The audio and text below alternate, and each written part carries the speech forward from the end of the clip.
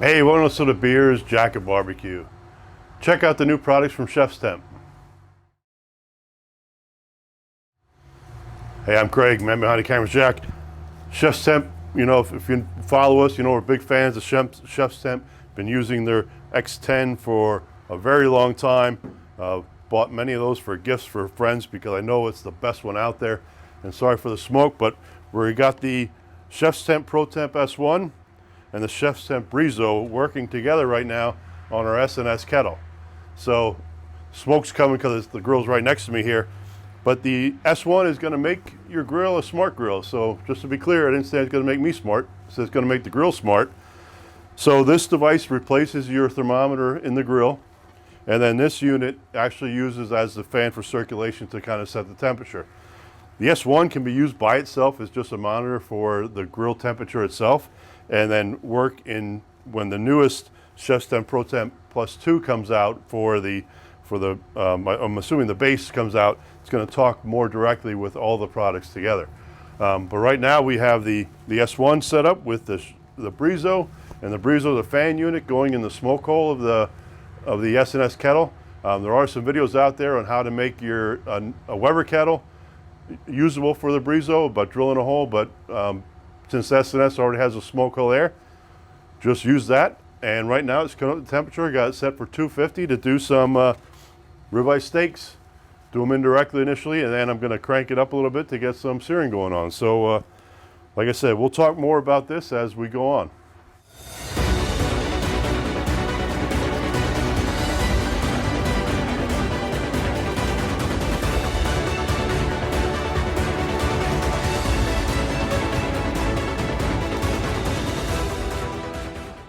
So I didn't show you the unboxing of the products because there's some other videos out there already showing you the unboxing. But with the S1, you get the unit itself, the base that goes in the grill. You can actually order a second base, which I may do because what I also want to do in the future, the near future, is going to show it on my Kamado Joe as well. So that to me is going to be a rock star for changing this to a smart grill as far as the Kamado Joe. While I can be old school and I know exactly where the vents need to be set to hold 250 degrees for the entire day. This thing here, like for a weekday cook, even on the kettle right now, the fan is actually slowing down right now because it's at 225 degrees, so now it's just going to level in until it gets to 250. But on a weekday cook, I only lit this grill about 15 minutes ago, and I should be ready to go in the next 5 minutes, I'm guessing, as what that's going to do. The Kamado Joe takes me about an hour, hour and a half sometimes. And I usually do that on the weekend. I'm in no rush. Just get the grill going, get it set up, know where the vent's set. This will actually force some air through, get that fire going a little bit faster, and then regulate itself out. So with the Breezo fan right now, just using the smoke hole, I didn't need to make any adjustments except use the clips that are on the fan itself to slide into the smoke hole. For the Kamado Joe, it will attach to a plate, and this plate will slide into my vent on the bottom. I've already had it on there to make sure it works, and works perfect. So looking forward to showing more cooks on that. And again, as we kind of cook here, we'll show you a little bit of what it's doing, but not a whole lot to show, more about just, again, making this so simple to cook with this S1. All right, we're gonna get the steaks on. You see the temperature is only at 226 right now. That's because I just had the lid open and cleaning the grates. But I wanted to get the steak started. The fan didn't kick on when I put it back on because it must be recognizing that there was a quick drop in the temp, as my guess. So now we're just going to let these steaks ride out till they get about 80 before we flip them, and then we'll keep an eye on what the Breezo fan's doing with the S1. All right, so you see right at 252 right now. When it first had the grill lit, it overshot by a little bit. Opened up the grill, it cleaned the grates, put the lid back on, it dropped to like 210. The fan never ran again, it just slowly worked its way back to what the target is. So it's holding right now at 252. So looking forward to keeping these steaks going.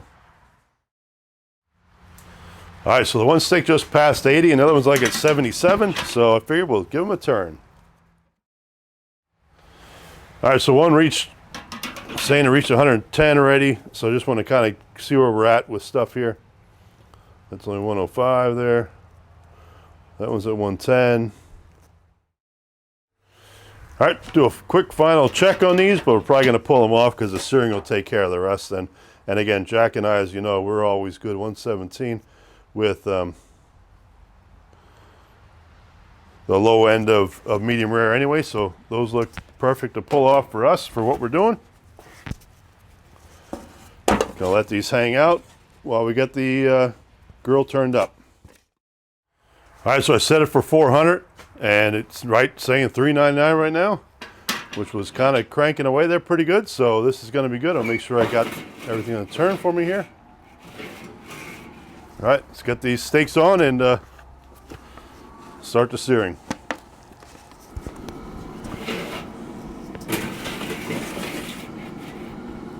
Gonna go a minute aside. All right, that's 1 minute. Starting to get things moving here.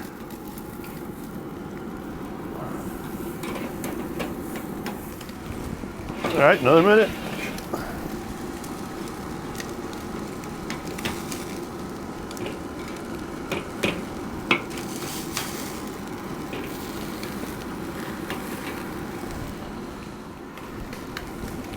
Let's see if this will be the last minute. Should be though. Feel like a little bit harder char on that, but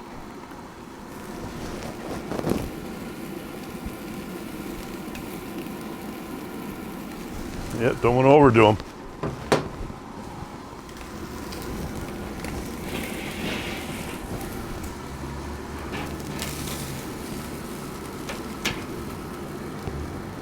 Yeah, that's looking good. I just want to get a touch more on that.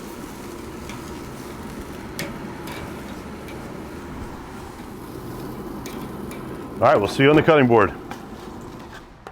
As always, cheers.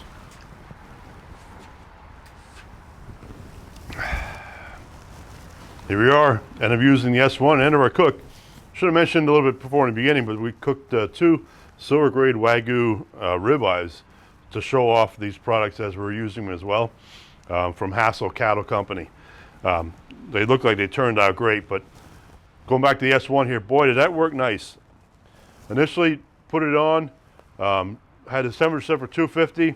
As it brought it up, it got to about 220. You could tell the fan started kicking off to just try to regulate that temperature.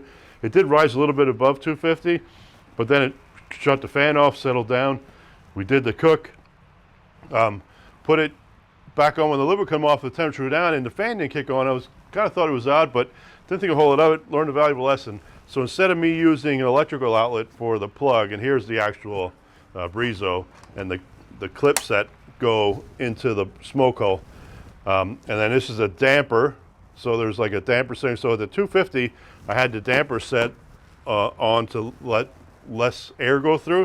And then when I turned it up at the end to get to 400 for searing, I took it off. So kind of works out really nice. But back to this, we're using this as a power source. When the fan kicks off, it's not drawing power from my battery pack. The battery pack actually turned off. That's the reason the fan didn't come off for that cook. So that's a lesson learned.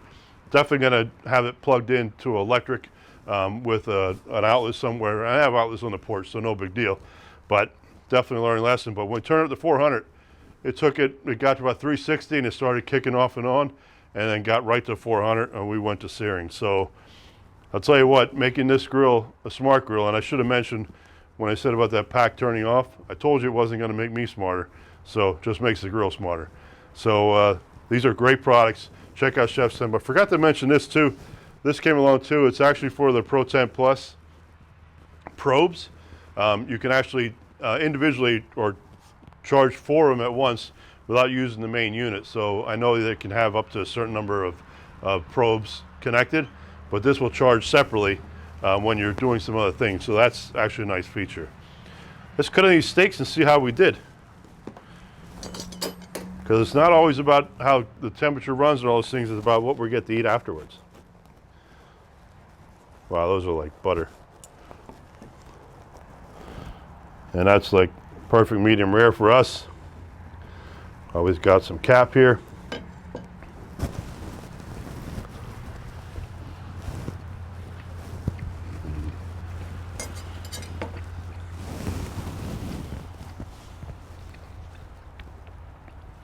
Wow, that is good.